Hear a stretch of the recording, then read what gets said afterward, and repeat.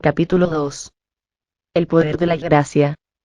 Cuando los enemigos del pueblo de Judá y de Benjamín se enteraron de que los repatriados estaban reconstruyendo el templo del Señor, Dios de Israel, se presentaron ante Zorobabel y ante los jefes de familia y les dijeron: permítanos participar en la reconstrucción, pues nosotros, al igual que ustedes, hemos buscado a su Dios y le hemos ofrecido holocaustos desde el día en que Sarjadón, rey de Asiria, nos trajo acá. Pero Zorobabel, Jesúa y los jefes de la familia de Israel les respondieron: no podemos permitir que ustedes se unan a nosotros en la reconstrucción del templo de nuestro Dios. Nosotros solo nos encargaremos de reedificar el templo para el Señor, Dios de Israel, tal como lo decretó Ciro, rey de Persia. Entonces los habitantes de la región comenzaron a desanimar e intimidar a los de Judá para que abandonaran la reconstrucción. Y hasta llegaron a sobornar a algunos de los consejeros para impedirles llevar a cabo sus planes. Esto sucedió durante todo el reinado de Ciro, rey de Persia, y hasta el reinado de Darío, que también fue rey de Persia. Esdras 4, 1, 5.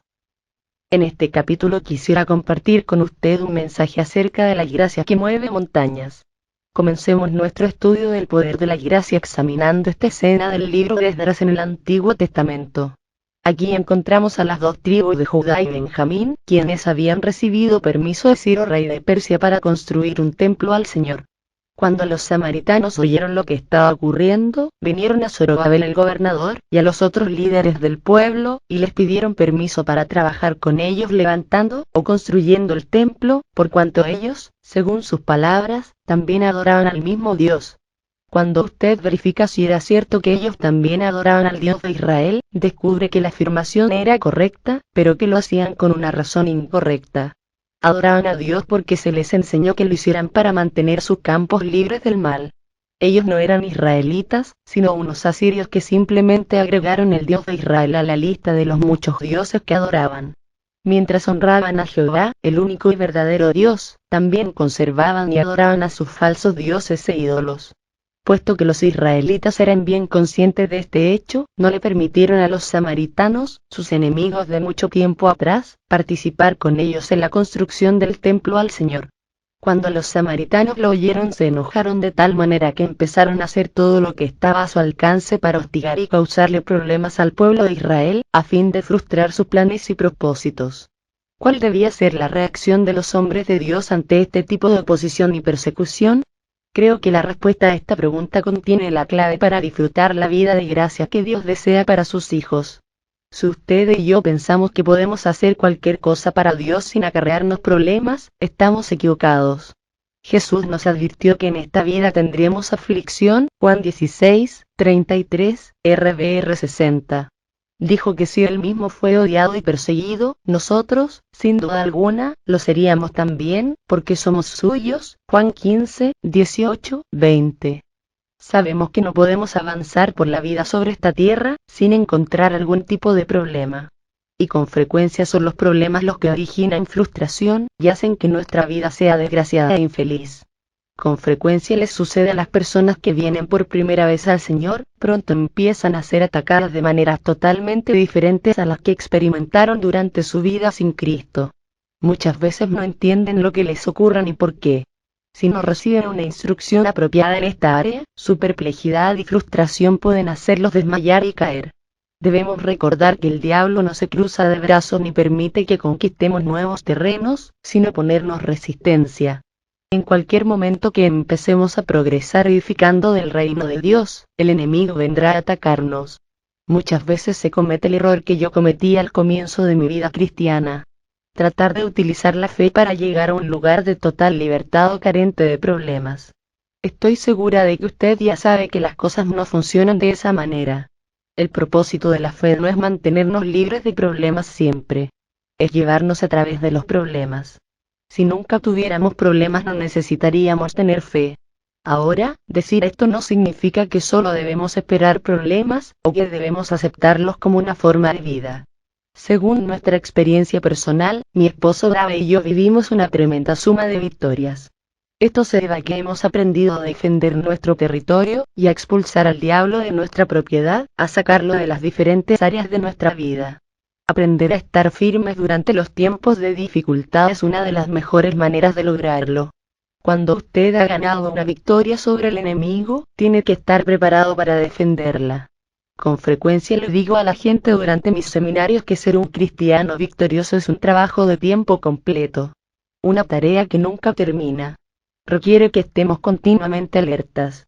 Como los israelitas en esta historia, debemos estar listos para reaccionar ante los problemas causados por nuestro adversario. ¿Cuál debe ser nuestra reacción ante los problemas? ¿Cómo superamos los obstáculos que el enemigo coloca en nuestra senda? ¿Cómo removemos las montañas que bloquean nuestro camino? ¿Mediante la lucha y los esfuerzos humanos? ¿Con ira y frustración? ¿Con fe solamente? ¿Mediante una buena confesión? ¿Con muchas horas de oración y estudio bíblico? Démosle una mirada a un pasaje en el libro de Zacarías, a fin de comprobar lo que la palabra de Dios tiene para enseñarnos sobre este asunto. La gracia como poder. Entonces el ángel que hablaba conmigo volvió y me despertó, como a quien se despierta de su sueño. Y me preguntó, ¿qué es lo que ves? Yo le respondí, veo un candelabro de oro macizo, con un recipiente en la parte superior. Encima del candelabro hay 7 lámparas, con 7 tubos para las mismas. Hay también junto a él 2 olivos, uno a la derecha del recipiente, y el otro a la izquierda. Zacarías 4, 1, 3. Zacarías tuvo una visión por medio de la cual un ángel le habló. En esta visión vio un candelero hecho de oro con 7 lámparas encima. Había también 7 tubos para las lámparas y 2 olivos, uno a cada lado, para alimentar continuamente las lámparas con aceite. Ahora, si usted es un estudioso de la palabra de Dios, sabe que el aceite representa al Espíritu Santo, y que Él es el poder del Todopoderoso Dios. En el primer capítulo de este libro, vimos que según Santiago 4, 6, la gracia de Dios es el poder del Espíritu Santo que nos capacita para superar las tendencias pecaminosas. Aunque no lo dice con las mismas palabras, eso significa que la gracia es el poder de Dios para satisfacer nuestras necesidades y resolver nuestros problemas. Durante años yo no comprendí lo que es la gracia, y como consecuencia fui una cristiana completamente frustrada. Como lo he dicho antes, constantemente procuraba realizar todas las cosas de mi vida por mí misma. Luchaba por remover las montañas de mi camino por medio de mi propio esfuerzo. Si hubiera estado en el lugar de Zorobabel y los israelitas, me hubiera desgastado tratando de construir el templo para el Señor. En lo profundo de mi corazón habría estado muy consciente del llamado del Señor para construirlo. Y como soy una persona decidida, hubiera trabajado hasta el cansancio procurando hacer por mi propio esfuerzo lo que el Señor me había pedido. Hubiera estado terriblemente frustrada porque le habría permitido a mi enemigo el diablo producirme una constante agonía. Habría gastado toda mi fuerza y mi energía tratando de resolver un problema cuya solución estaba sencillamente más allá de mi capacidad o poder. Lo único que habría podido producir era una persona totalmente acabada, confundida y desgraciada. Necesitaba una visión como la que recibió Zacarías según el pasaje, una visión en la cual es evidente el ilimitado poder de la gracia de Dios. No por fuerza ni poder, sino por el Espíritu.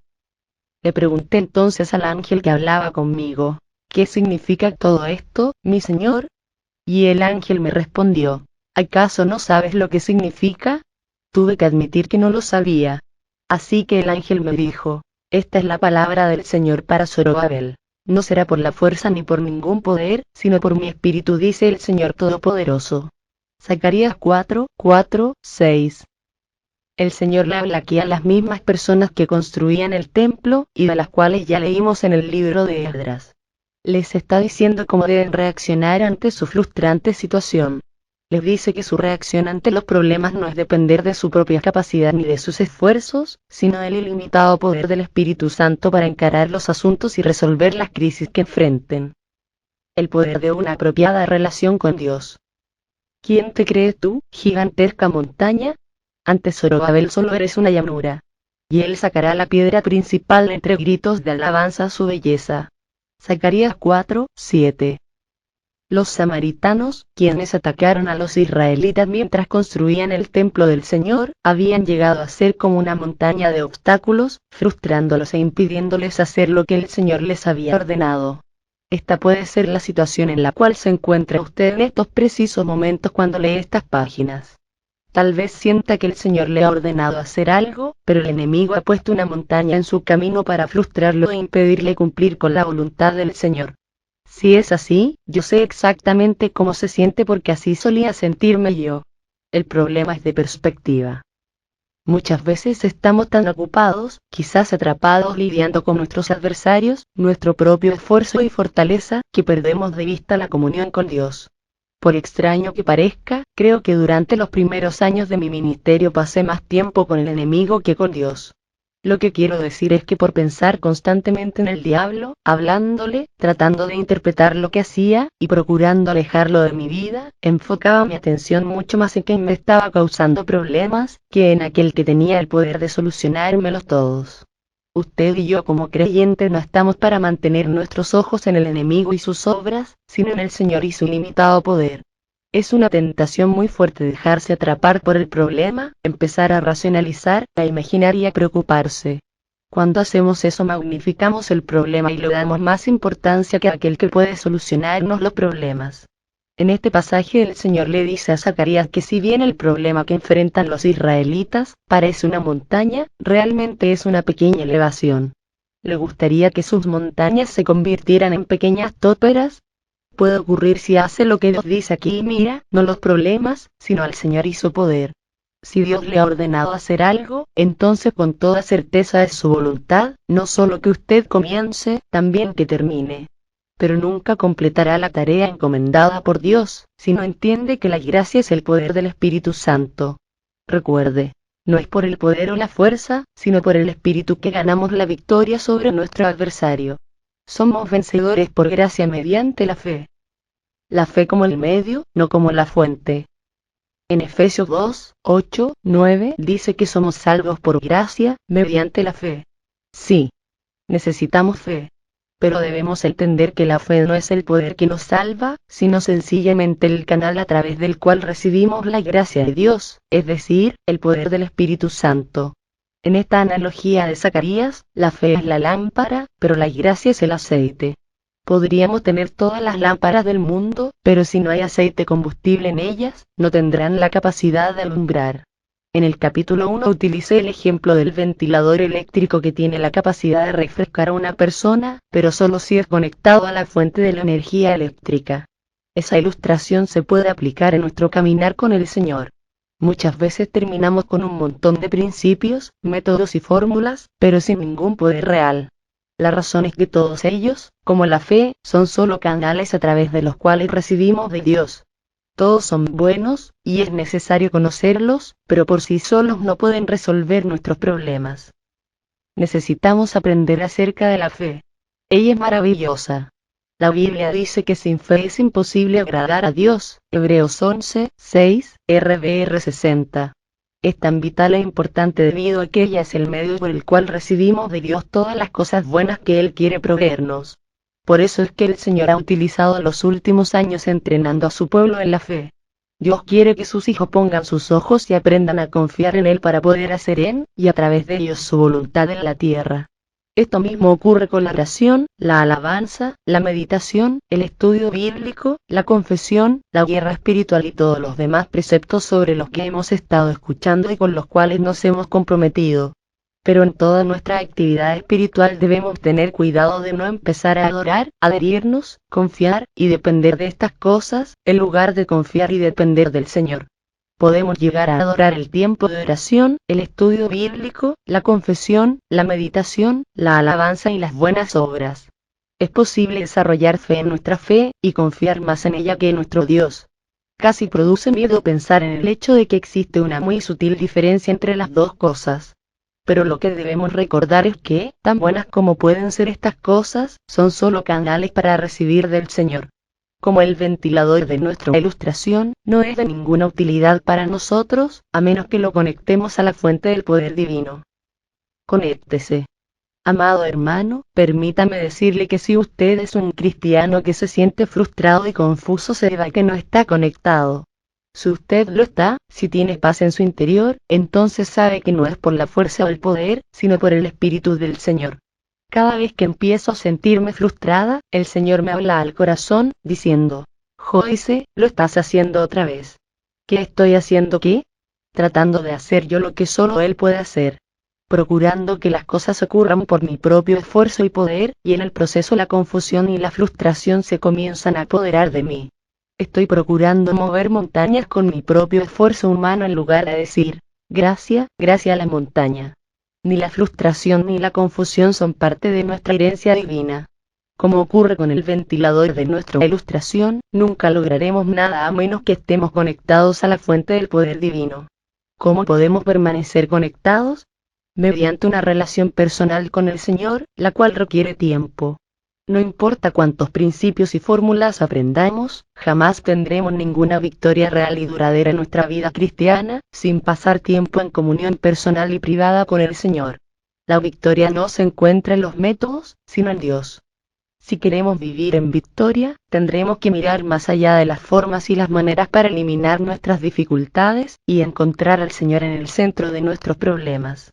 Nuestro Padre Celestial sabe que ninguno de nosotros puede manejar las situaciones que enfrentamos continuamente en nuestra vida diaria, sin que habite en nosotros la presencia y el poder de su Santo Espíritu. Ninguno de nosotros puede hacer lo que otro hace, sencillamente porque nos gustaría hacerlo, porque todos somos diferentes. Tenemos diferentes llamados, dones, personalidades y estilos de vida. Cada uno debe tener comunión con el Señor, y permitir que nos guíe y dirija diciéndonos lo que debemos hacer en cada situación que enfrentemos como individuos. Dios tiene un plan personalizado para cada uno de nosotros, un plan que nos llevará a la victoria. Esa es la razón por la cual los principios, los métodos y las fórmulas no son la última respuesta, porque ellos no permiten las diferencias personales. Tan buenas como puedan ser todas estas cosas, como pautas generales, no sustituyen la comunión personal con el Dios viviente. Caminar en comunión con Dios. Sé que usted desea la paz y la victoria en su vida. ¿Que cómo lo sé? Porque está leyendo este libro, y por eso es que le estoy señalando la fuente de toda paz y victoria, no las bendiciones de Dios, sino a Dios mismo. Si hay algo que el diablo trata de impedirle a la gente es su comunión con el Señor. A Satanás no le importa cuántas lámparas tengamos con tal de que no haya aceite combustible en ellas. No se preocupa de cuántos ventiladores tengamos, mientras no los conectemos a la energía, porque sabe que tan pronto nos enchufamos a la fuente del poder divino, todo ha terminado para él. ¿Sabe lo que ocurre cuando usted pasa tiempo con el Señor? Empieza a actuar como David cuando enfrentó al gigante Goliat, es decir, que con firmeza le pregunta al enemigo: ¿quién se cree este filisteo pagano, que se atreva a desafiar al ejército del Dios viviente? Primera de Samuel 17:26. Se supone que usted y yo como soldados de la cruz no debemos temerle a nuestro adversario el diablo. Todo lo contrario, estamos para fortalecernos en el Señor, y en el poder de su fuerza, Efesios 6:10, RVR 60. Cuando nos llega un espíritu de temor, en lugar de temblar como una hoja, debemos estar confiados como un león. El diablo ataca a todos aquellos que le están haciendo daño al reino de las tinieblas, a quienes están haciendo algo para Dios. ¿Cómo debemos resistirlo? Vistiéndonos con toda la armadura de Dios, tomando el escudo de la fe, con el cual podemos apagar todos los dardos de fuego del maligno, y esgrimiendo la espada del Espíritu, es decir, la palabra de Dios, Efesios 6:13-17, RVR 60. Pero toda esta armadura y todas estas armas las obtenemos pasando tiempo en comunión con el Señor. En realidad Efesios 6 comienza esta disertación sobre la armadura de Dios diciendo: fortalezcanse con el gran poder del Señor, b. 10. Para mí lo que dice es: sean fuertes mediante su comunión con Dios. Luego el verso 11 continúa diciendo: pónganse toda la armadura de Dios. Solo después de haber sido fortalecidos, mediante la comunión, podemos vestir o llevar apropiadamente la armadura. En mi caso personal he aprendido a disciplinarme pasando varias horas al día en comunión personal con mi Padre Celestial. El Señor me ha dicho que no existe la forma de tener una vida cristiana y un ministerio exitoso, sin estar dispuesta a entregarle el 100% de mi vida. Si quiero tener la victoria no tengo alternativa. Debo practicar la comunión con el Señor varias horas cada día, debido al llamamiento que hay en mi vida. Quizás el Señor no requiera tal clase de compromiso de parte suya. Quizá desee usted solo una hora diaria. Tal vez 30 minutos en la mañana y 30 en la noche. Podría ser más, o un poco menos. La cantidad de tiempo varía de una persona a otra. Pero cualquiera sea el periodo de tiempo que usted sea llamado a pasar con el Señor diariamente, le puedo decir que si no está dispuesto a hacer ese sacrificio, debe olvidar que tendrá victoria y que disfrutará de paz en su vida cristiana. Irá al cielo, desde luego, porque su nombre está escrito en el libro de la vida del Cordero. La salvación no es el resultado de su comunión, sino de la sangre que derramó Jesús. Pero vivirá luchando todos los días de su vida aquí sobre la tierra. Debemos aprender que solo en la presencia de Dios recibimos su poder. Cuando por primera vez empecé a pasar tiempo en comunión con Dios, fue difícil para mí. Me sentí torpe, tímida y aburrida. Sentada bostezaba, y trataba de no quedarme dormida. Aprender a estar quieta en la presencia de Dios, como aprender cualquier cosa que valga la pena, toma tiempo. Usted debe persistir, pues se trata de algo que no puede aprender de otra persona. Pienso que es imposible enseñarle a otra persona cómo tener comunión con el Señor. ¿Por qué? Porque cada persona es diferente y debe aprender por sí misma a comunicarse con su Creador. Mi tiempo de comunión incluye todo tipo de oración, petición, intercesión, alabanza, etc., la lectura de libros que Dios está utilizando, el estudio bíblico, esperar en la presencia de Dios, arrepentimiento, lágrimas, risa y revelación. Mi tiempo con Él es diferente casi todos los días. Dios tiene un plan individual para cada persona. Si desea y lo permite, Él entrará a su corazón y tendrá comunión con usted. Lo guiará y le enseñará la senda que debe seguir. No trate de ser como los demás, o de hacer lo que otros hacen. Sencillamente permita que el Señor le muestre la forma como debe tener comunión con Él. Entonces avance, y camine paso a paso bajo su dirección. Algunas veces tendrá que guardar aceite para el futuro. Esto significa que no solo necesita comunión día tras día, sino que en ocasiones tendrá que pasar con el Señor más tiempo del usual, porque Él sabe que enfrenta una situación que reducirá sus recursos físicos y espirituales.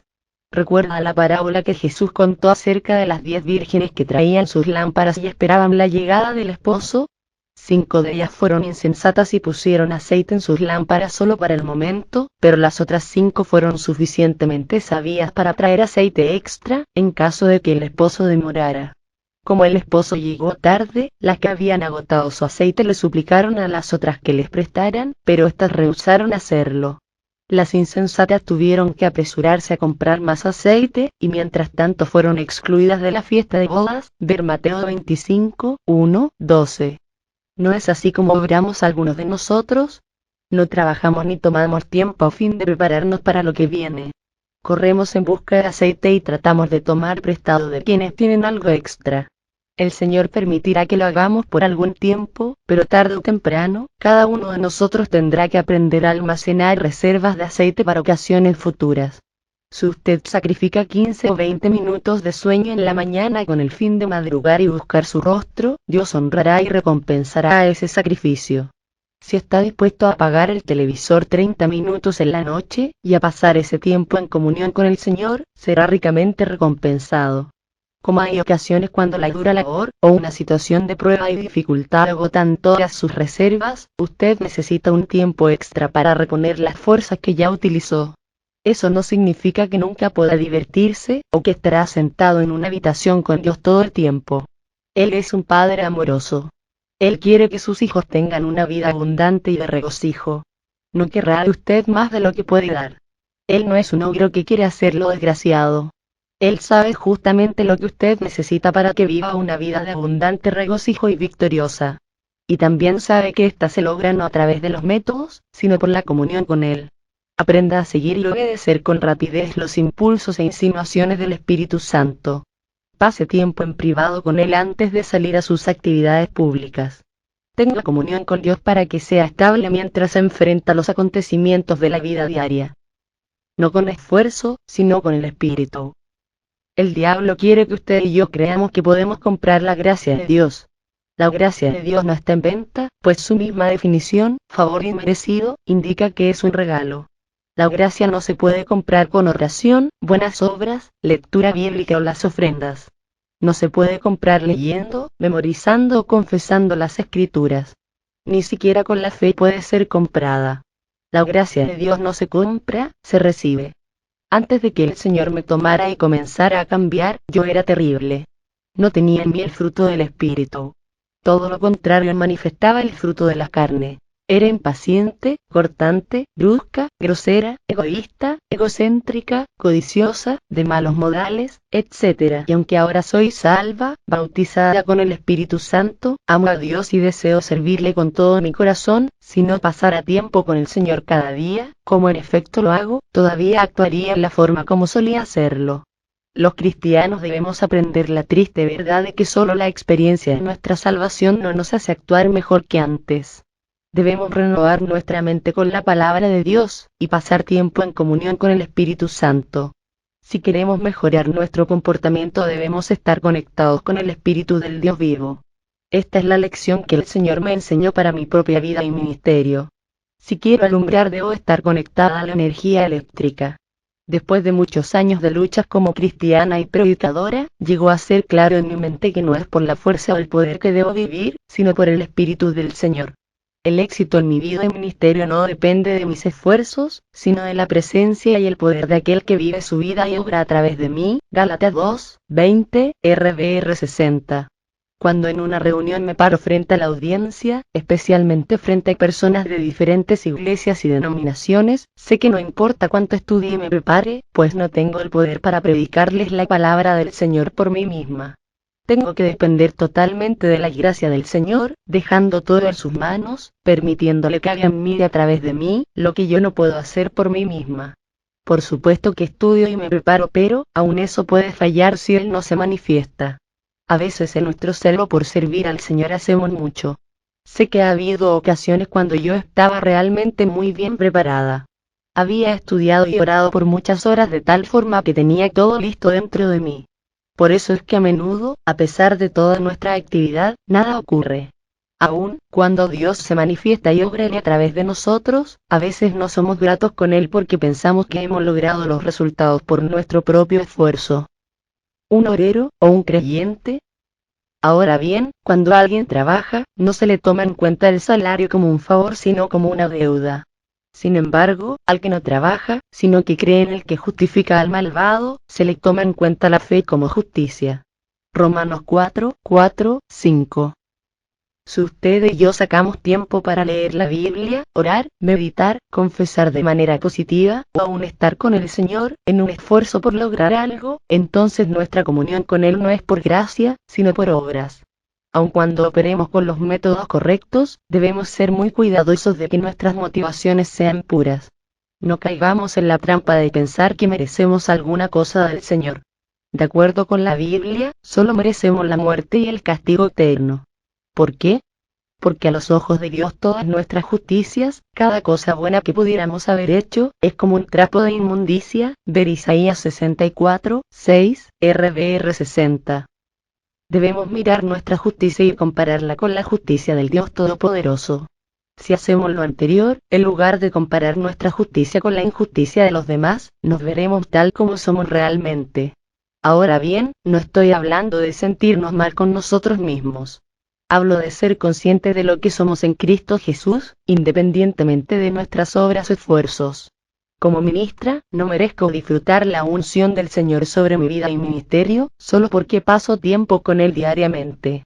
Además sé que debo tener motivos correctos. A la par de mi comunión con el Espíritu Santo, debo mantener un espíritu, una actitud correcta. Permítame ilustrarle esta verdad. Hubo un tiempo durante el cual traté de leer toda la Biblia en un año. Eso suena grandioso, pero en realidad no lo es porque la motivación era incorrecta. No lo hacía por la guía de Dios, sino para igualar a todos los demás en la iglesia. En otra época traté de orar 4 horas al día. ¿Cree usted que el Señor me permitió hacerlo? No hubo manera.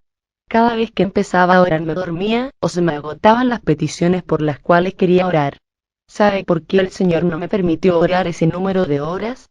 Porque mi motivación no era correcta, porque lo hacía con un motivo equivocado. No porque el Señor me estuviera guiando a hacerlo, sino porque alguien vino a nuestra iglesia y testificó que Él lo había hecho. Entonces pensé, bendito el Señor, yo también lo voy a hacer. Quiero que sepa que la determinación y la fuerza de voluntad pueden llevarlo hasta cierto punto. Pero cuando la carne flaquea, y así sucede, todo el asunto sufre un colapso que usted también sufrirá. Si hemos de servir al Señor, nuestros motivos deben ser rectos. Debemos buscar al Señor y procurar la comunión con Él solo porque lo amamos y queremos estar en su presencia.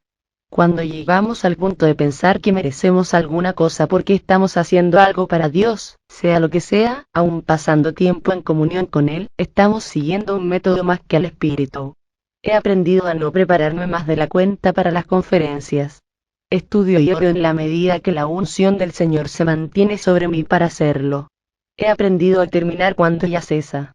Me tomó cierto tiempo, años, en efecto, aprender que no podía merecer o comprar una buena reunión o conferencia con largas horas de preparación. A veces estudio más tiempo que en otras ocasiones, pero siempre sigo la dirección del Señor, no la mía. En una oportunidad cuando estaba dando esta enseñanza en una serie de reuniones, mi esposo Brave dijo algo muy importante. Los agricultores tienen fórmulas para sembrar, pero no para cosechar. Lo que él quiso decir es que la gente puede sembrar las semillas, pero no hacer que ellas crezcan y produzcan fruto. Cuando un agricultor sale a sembrar, primero debe preparar el campo. Tiene que picar y desmenuzar el terreno, recoger la hierba y la maleza, arar y surcar, plantar las semillas, y luego agregar agua y fertilizantes. Pero la Biblia declara que jamás ningún agricultor puede hacer que las semillas germinen y se conviertan en plantas. En la parábola del sembrador, según el Evangelio de San Marcos, Jesús compara el reino de Dios con un agricultor que siembra su semilla en el campo, y duerme y se levanta, de noche y de día, y la semilla brota y crece sin que él sepa cómo. Marcos 4, 27, RVR 60. Como usted puede ver, no entendemos lo que ocurre una vez que la semilla es sembrada en la tierra. Sí. Debemos plantar nuestra semilla. La oración es una semilla. El estudio bíblico es una semilla. La preparación también lo es. La meditación y la confesión positiva también. Las ofrendas conforman una semilla, como también la asistencia a la iglesia, las buenas obras y el tiempo que pasamos en comunión con Dios. Pero con ninguna de estas cosas podemos comprar la gracia de Dios, porque su gracia es un regalo. No ganamos el favor de Dios por nuestra labor, lo recibimos como un regalo. Las bendiciones de Dios son derramadas sobre nosotros no por obras, sino por gracia, mediante la fe. Cada vez que nuestro ego toma preeminencia entramos a un terreno peligroso. Debemos desviar la atención de nosotros, y de nuestras obras y esfuerzos, y mantener nuestra mirada en Dios y en su gracia. La fe en Dios. Tengan fe en Dios, respondió Jesús. Les aseguro que si alguno le dice a este monte, quítate de ahí y tírate al mar, creyendo, sin abrigar la menor duda de que lo que dice sucederá, lo obtendrá. Marcos 11, 22, 23. Note que en este pasaje lo primero que Jesús nos dice es que tengamos fe en Dios, no en nuestra confesión. Hubo una época en mi vida cuando concentré toda mi atención en la fe y la confesión a tal punto que estaba convencida de que si decía algo, tenía que ocurrir porque yo lo decía. El error que cometí fue pensar que eran mi fe y confesión las que producirían lo que yo dijera. Olvidaba que para recibir alguna cosa de Dios debía confiar en Él, y no en mis palabras o acciones. El Señor me tuvo que enseñar a mantener mis ojos en Él, y no en un método o en una fórmula. Yo creo en la confesión de la palabra de Dios. La enseño y la practico todos los días. Dios obra a través de ella, pero mi fe permanece en Él, no en la confesión. Dios puede. Y aquel que es poderoso para hacer todas las cosas mucho más abundantemente de lo que pedimos o entendemos, según el poder que actúa en nosotros. Efesios 3, 20, RVR 60. Esta es una escritura de mucho poder. Si usted medita en ella, creo que se dará cuenta de ello. Lo que nos dice es que Dios puede hacer cosas, tiene la capacidad, superiores a las que usted y yo podemos atrevernos a esperar, pedir o aún imaginar. Necesitamos orar antes de pedir. Recuerde lo que dije en la primera parte de este libro. No tenemos por qué no pedimos. Nuestra parte consiste en pedir con fe y confianza. Eso abre el canal. Pero es Dios quien hace la obra, no nosotros. ¿Cómo lo hace? Según el poder o la gracia de Dios, que actúa en nosotros. Sinceramente creo que cualquier cosa que recibamos de Dios está directamente relacionada con la cantidad de gracias que aprendamos a recibir. Hemos visto que gracia equivale a poder. Ahora me gustaría examinar cómo podemos aplicar el poder y la gracia de Dios para enfrentar las situaciones específicas de la vida. Lo primero que quisiera discutir es cómo recibir la gracia de Dios para la transformación personal. ¿Tiene luchas debido a los cambios que se deben producir en su personalidad? Se ha sentido frustrado y confundido tratando de creer, tener fe, confesar y hacer todas las cosas correctas para producir cambios en usted y en su vida, los cuales parece que nunca ocurren. Termina más frustrado y confundido que al comienzo. Como ya se lo he dicho, eso era lo que me ocurría. El esfuerzo por cambiar me produjo un estrés increíble. Sentía sobre mi vida una tremenda condenación, pues cada mensaje que escuchaba parecía decirme que debía cambiar. Sin embargo, no podía hacerlo a pesar de lo mucho que procuraba, creía o confesaba. Estaba en un lío terrible, pues veía todas las cosas que en mí requerían cambio, pero era impotente para producirlo. No sé cómo será usted, pero yo era una doña arreglalo todo. Donde quiera que hay algo mal, mi primer impulso es saltar y corregirlo. Quería cambiar todo lo que veía incorrecto en mí y en mi estilo de vida, pero por alguna razón no podía. Creía que era el diablo quien me lo impedía. Pero luego aprendí que era el mismo Señor quien no me lo permitía. ¿Por qué? Porque lo trataba de hacer sin tenerlo en cuenta para recibir el crédito y la gloria que por derecho le pertenecen a él. Cuando usted haya terminado de leer este libro habrá aprendido por lo menos una cosa, porque la gente no tiene un corazón agradecido. Verá claramente que nosotros, los seres humanos, no merecemos ni la menor de las bendiciones divinas. Una vez que entienda plenamente esa verdad, en lugar de presumir y atribuirse el crédito cada vez que algo bueno llegue a su vida, ya sea por su gran fe, su confesión, o por otros actos, automáticamente dirá: oh, Dios, gracias a ti. Yo solía dar vueltas preguntándole al Señor: Padre, ¿he hecho todo correctamente? ¿Por qué las cosas no me funcionan? La respuesta era que mi atención estaba centrada en mí misma y en lo que hacía, en lugar de enfocarme en el Señor y en lo que Él hacía por mí debido a su gran misericordia, su amor y su gracia. Pedirle a Dios, o hacerlo usted mismo. Déjenme hacerles una pregunta. ¿Recibieron al Espíritu Santo por obedecer la ley de Moisés? Claro que no. Recibieron al Espíritu porque creyeron el mensaje que escucharon acerca de Cristo. ¿Será posible que sean tan tontos? Después de haber comenzado su nueva vida en el Espíritu, ¿por qué ahora tratan de ser perfectos mediante sus propios esfuerzos? ¿Acaso han pasado por tantas experiencias en vano? No puede ser que no les hayan servido para nada. Vuelvo a preguntarles: ¿acaso Dios les da al Espíritu Santo y hace milagros entre ustedes porque obedecen la ley? Por supuesto que no. Es porque creen el mensaje que oyeron acerca de Cristo. Gálatas 3, 2, 5, NTV. En el versículo 2, Pablo le pregunta a los creyentes de Galacia: ¿recibieron al Señor por sus obras y esfuerzos personales, o por oír el mensaje del Evangelio y creerlo? Luego, en el versículo 3, les pregunta: ¿son realmente tan tontos, faltos de conocimiento, y necios como para empezar su nueva vida, espiritualmente hablando, por el Espíritu, y luego tratar de alcanzar la perfección dependiendo de su propia y débil naturaleza carnal? Cuando el Señor me dio este mensaje, esta fue una de las escrituras que me reveló, e hizo un poderoso impacto en mi vida. Comprendí que había recibido al Señor por fe, pero trataba de perfeccionarme por los esfuerzos carnales. Procuraba cambiarme y transformar mi vida por el esfuerzo humano, en lugar de confiar totalmente en Él. El esfuerzo tiene su lugar en la vida cristiana. Desempeña un papel importante. No obstante, ninguna cosa hecha sin contar con la gracia de Dios tendrá efectos duraderos. A continuación, Pablo interroga a los Gálatas: ¿han padecido todas estas cosas en vano? ¿Quieren volver atrás y empezar de nuevo todo el proceso de la santificación? Durante los primeros años de mi vida y ministerio, sufrí terriblemente. Eso es lo que ocurre cada vez que procuramos vivir por las obras. Finalmente Pablo concluye, en el versículo 5, su argumento cuando pregunta: ¿suple Dios cada una de sus necesidades, y obra milagros entre ustedes por guardar perfectamente la ley, o por tener fe y confiar enteramente en el mensaje que oyeron? Puede parecer ridículo, pero cuando yo estaba tan frustrada y confundida procurando transformarme a mí misma, jamás se me ocurrió pedirle al Señor que lo hiciera Él y abandonarme en sus manos. Yo era como una persona que habla demasiado. Cuando el Espíritu Santo la convence de pecado, diciéndole: tú necesitas aprender a callar algunas veces, ¿qué debe hacer esa persona?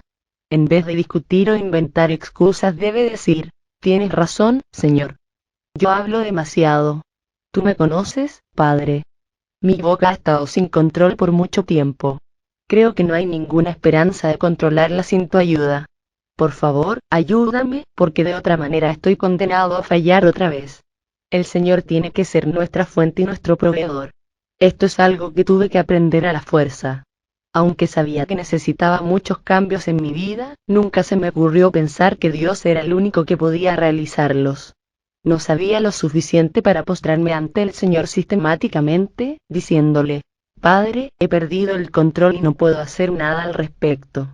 Como un niño pequeño sin nadie que le ayude, vengo a ti. Pongo toda esta situación en tus manos, implorando tu gracia. No merezco tu ayuda, Padre, pero tú eres mi única esperanza. Por favor, haz por mí lo que yo no puedo hacer. Muchas veces pedimos la ayuda de Dios solo si pensamos que hemos hecho algo para ganarla o merecerla. Yo tuve que aprender a decir: Padre, aunque no soy digna y no merezco tu ayuda, sé que esto no funcionará si tu poder no interviene. Si usted habla demasiado, solo Dios puede ayudarle. La Biblia dice en Santiago 3:8 que ningún hombre puede domar su lengua. Otro ejemplo podría ser si necesita perder peso. Está siguiendo la dieta correcta, pero sin el poder de Dios fallará una y otra vez. Podrá ser efectiva para otro, pero no para usted. El mismo Señor podría hacer que no lo fuera, a menos que le permita obrar el cambio y que reciba todo el crédito y la gloria. ¿Cuándo aprenderemos a pedirle al Señor en lugar de tratar de hacerlo todo nosotros? De gloria en gloria. Ahora bien, el Señor es el Espíritu. ¿Y dónde está el Espíritu del Señor? Allí hay libertad. Así, todos nosotros, que con el rostro descubierto reflejamos como en un espejo la gloria del Señor, somos transformados a su semejanza con más y más gloria por la acción del Señor, que es el Espíritu. Segunda de Corintios 3:17-18. Note que nuestra libertad y emancipación, nuestra libertad de la esclavitud, no viene de nosotros mismos, sino del Espíritu de Dios, mientras continuamos contemplando la gloria del Señor. Él nos transforma a la medida que continuamos en su palabra. El crédito es suyo, no nuestro.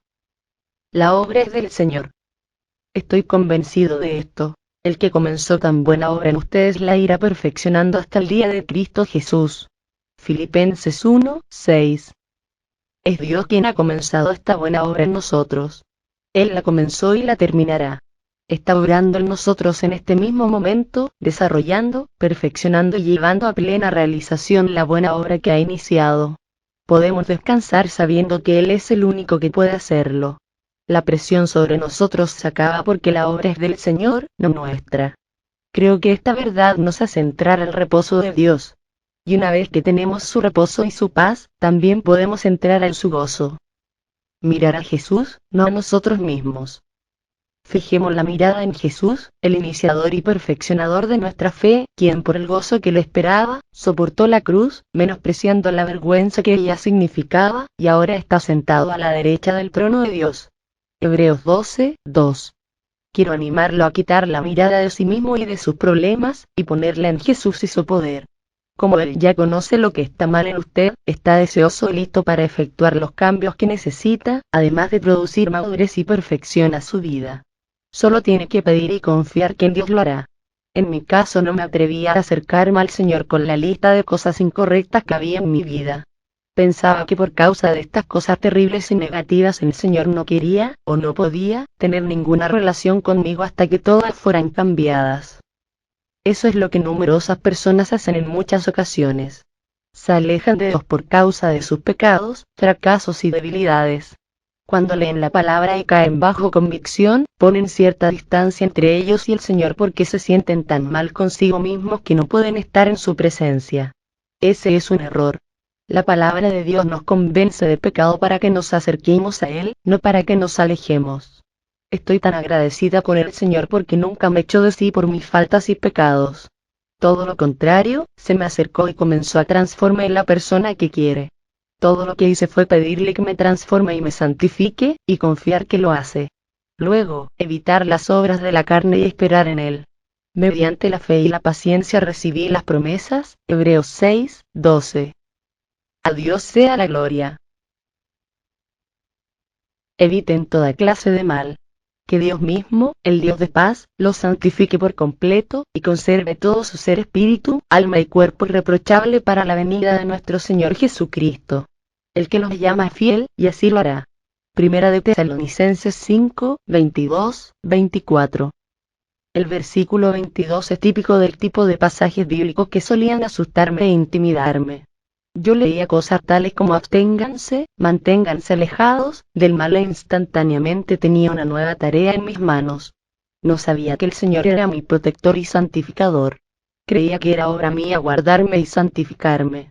Volverme pura, sin faltas y completamente consagrada a Él. En el versículo 23, la palabra santificar significa hacer santo. ¿Quién puede hacer eso? El mismo Dios de paz. Note cómo el versículo 24 dice que Dios, quien los llamó, es fiel y completamente digno de confianza. Él lo hará. ¿Hará qué? Desarrollará su llamado en nuestras vidas, santificándonos y conservándonos santos. Esto parece una contradicción. Primero, Pablo habla de que debemos abstenernos del mal, y luego en el verso siguiente da un giro y dice que Dios lo hará por nosotros. En tal caso, ¿cuál es nuestra parte? Creer. Eso es lo que quiero expresar cuando digo que la fe es el canal a través del cual recibimos las bendiciones del Señor.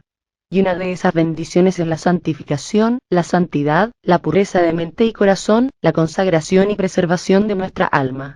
Puesto que es el Señor quien obra todas estas cosas en y para nosotros, Él quiere que la gloria sea para Él y no para un conjunto de principios, métodos y fórmulas. Es por eso que cantamos: a Dios sea la gloria y grandes cosas ha hecho el Señor. Los creyentes son realizadores. Trabajen, pero no por la comida que es perecedera, sino por la que permanece para vida eterna, la cual le dará al Hijo del Hombre. Sobre este ha puesto Dios el Padre su sello de aprobación. ¿Qué tenemos que hacer para realizar las obras que Dios exige? Le preguntaron. Esta es la obra de Dios, que crean en aquel a quien Él envió, les respondió Jesús. Juan 6, 27, 29. Yo no podría decirle cuántas veces le he dicho al Señor: Padre, ¿qué quieres que haga? Si solo me muestras lo que debo hacer, lo haré con gusto. Yo era una hacedora. Si alguien me decía que algo debía hacer, yo lo hacía, y lo hacía bien.